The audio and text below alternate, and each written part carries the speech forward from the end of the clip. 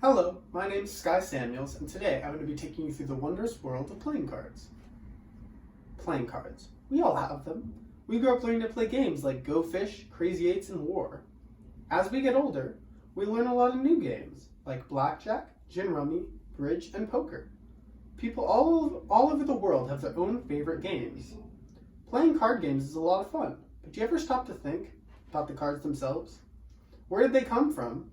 How did they get so popular all over the world? Who makes them? And how are modern day cards used today? These are some of the questions I'll be answering today. Playing cards have been around for over 1,000 years, and they've changed forms many times on the way to becoming the cards we know and love today. The earliest record of playing cards comes from China, over here. In the collection of Miscellanea in Zhujiang, a writer of the Tang Dynasty named Sui refers to his daughter Emperor Yongzong of Tang, Princess Tongchang, playing the Leaf game in the year 868. Her cards were described as paper tiles. It makes sense that cards would be invented in China, as that's where paper comes from. The first set of cards would have been made on luxurious paper, hand-decorated and hand-painted. These cards would be expensive, so mainly used by the upper class and the rich. It was not until later, when block printing, also invented in China, came into use, that playing cards became more widely distributed. This made it possible for playing cards to be spread across China by travelers, merchants, soldiers, and other people moving around the globe, who brought them along on their journey to far-off lands and helped spread them across the world. During the 11th century, playing cards spread all through the Asian continent. There are references in Persia, all the way down here, in the 12th and 13th centuries, and in Persia, spread to Arabia, all the way to Europe, down up here, in the late 1300s. It was in Europe that cards took the form that we know and love today. What were original cards like, and how did they change over time? Cards have been used for many purposes throughout history, from mysticism, gambling, entertainment, and more. Most of us know the card depicting a person is called a face card, but did you know that cards that just have numbers are called pip cards? The 52 card, 4-suit deck that we know and love today wasn't always this way. In Persia and Arabia, it only had 2 face cards, which depicted the most powerful officers in the land, the king and the vizier.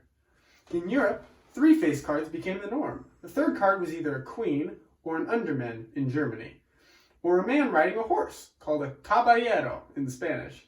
In English, they loved their queen so much that even sometimes when a queen was in power, the queen card would be more like a high-ranking card than the actual king himself. And this was called British rule. The queens on the face cards are not representative of any specific queen, unlike the king cards, which represent the 4 legendary kings: Charles, David, Caesar, and Alexander the Great. There's confusion about whether the suits came from what actually mean anything. Geographical and cultural differences, such as personal preferences and patrons commissioning the decks, influence the symbols on the cards. They have included leaves, pikes, shields, roses, acorns, bells, diamonds, cups keep going, hearts, spades, swords, batons, chalices. Each symbol represents a different segment of society. There are conflicting theories about how modern day suits came about, but the leading theory is that suits represent different classes of medieval society. There are 4 different symbols used. Eventually, 4 main groups emerged. By the early 15th century, the French developed 4 suits we consider normal today. Cups and chalices, which became the modern heart suits, may have been representative of the clergy. Swords, also known as spades nowadays, were for the nobility or military. Coins, also depicted as diamonds, represented the merchants, and batons, that we know today as clubs, stood for commoners. In the 19th century, there were a couple changes to playing card decks. One of which was that the backs of playing cards, they added a new pattern onto it, so that because originally it was blank, So it was very easily for gamblers and poker players to mark cards with smudges or creases or something. But now with backs, like designs on the backs, it's much harder and more difficult to smudge them. They also added pips, which are little like letters and numbers in the corners of the cards, so that a poker player could have their cards tightly fanned and still see what their cards are and quickly sum up their total. And it makes it less likely for other people to peek over their shoulder and like look at what they have. And as we see, cards originally were just for the rich but thank you to the modern printing press, it spread to the masses, and eventually everyone started playing with cards and spreading it all throughout the world. Cards are so broadly liked that most households have at least one set of fairly inexpensive playing cards. Large companies usually manufacture those cards. Some of the top playing card manufacturers are the United States Playing Card Association, Riffle Shuffle, and Cartamundi. These manufacturers produced cards for the most popular deck makers around the world, companies like Bicycle, Tally-Ho, and Stud. Decks by these companies are mass manufactured and sell millions each year. Cards are now coming full circle. Unlike those inexpensive, widely distributed decks meant for the consumption of the masses, there are also designers manufacturing higher quality, more expensive decks, including Fontaine, Anyone Worldwide, Orbit, Virtuoso, and small independent designers.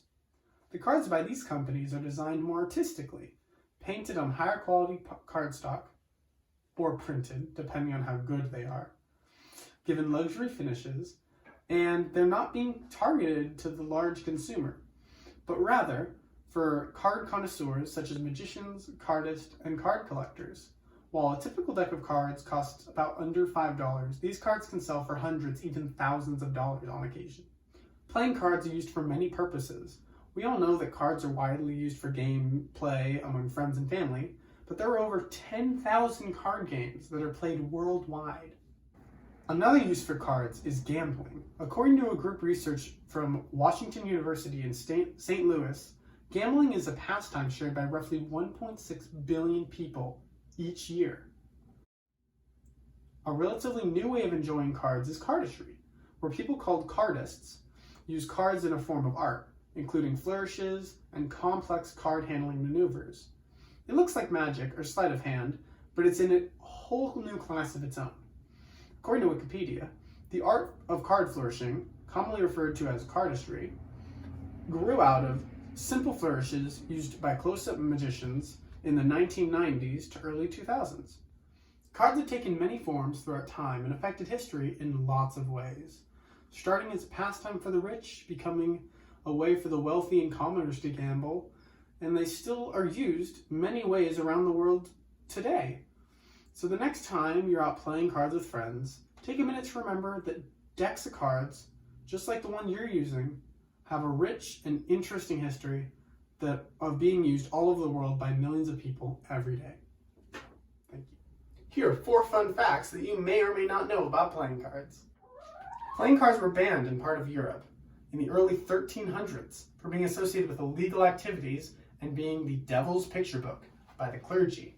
They used to be discouraged by several religions and still are to this day. Did you know that in 1765, England started taxing the sales of playing cards? They were still expensive to purchase, as a proof that the tax was paid on each deck. The Ace of Spades was stamped. Forging an Ace of Spades was punishable by death. This is how the Ace of Spades became such a prominent card, and is why the Ace card is one of the most iconic cards in a deck.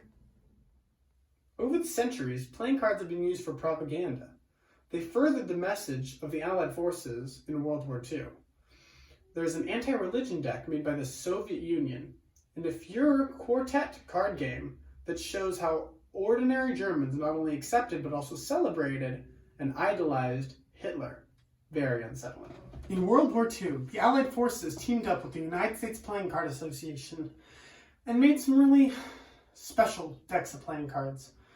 When these cards were dipped in water, they could be peeled apart to reveal a map of the battlefield, showing where enemy troops were and Allied troops.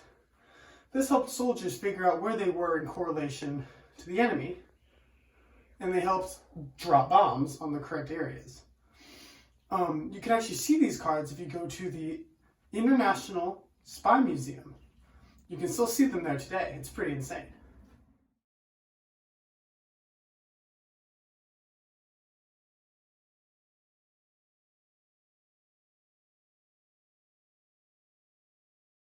Allied troops in the surrounding area of the battlefield.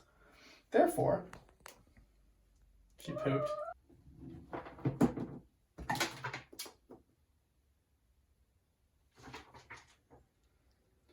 The 42 cards, geographical and cultural differences, as well as personal preferences of the Patreons.